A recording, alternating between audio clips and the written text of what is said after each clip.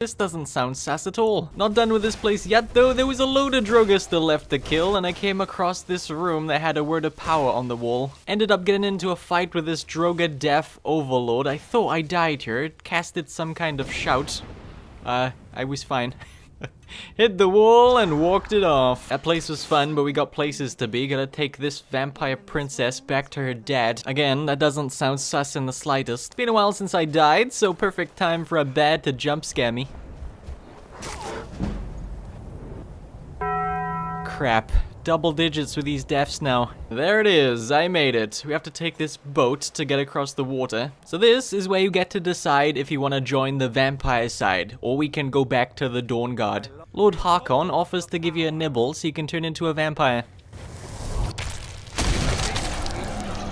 That I offer. Now, make your choice. Jesus Christ, put some clothes on, I'm newly married. I told him I was Team Jacob and he kicked my butt out of the castle. Do you remember what I said about there being insanely long fast travels between this DLC? Well, this is honestly the longest. Going from here all the way back to the Dawnguard, one side of the map to the other, it was crazy. Made it back to the fort and the vampires were attacking.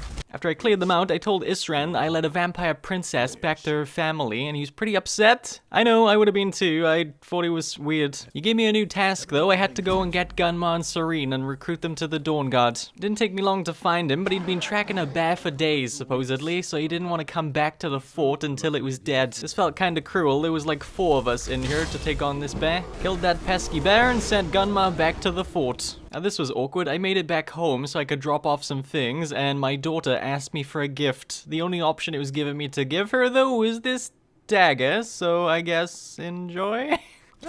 Just don't tell Dad number 2, I'll be sleeping on the couch otherwise. This was a bit of a fright. I noticed under my active effects I had a reduced health debuff. I had been bit by a vampire. Luckily I caught it early and I could remove it just by touching one of these shrines. If you take too long to cure it though, it does get a little bit more complicated to cure. Panic out the way, I was off to go get Serene now. And she wanted me to complete a task just like I did Gunmar, but my speech level was high, so I just persuaded her to come back. Fine, fine.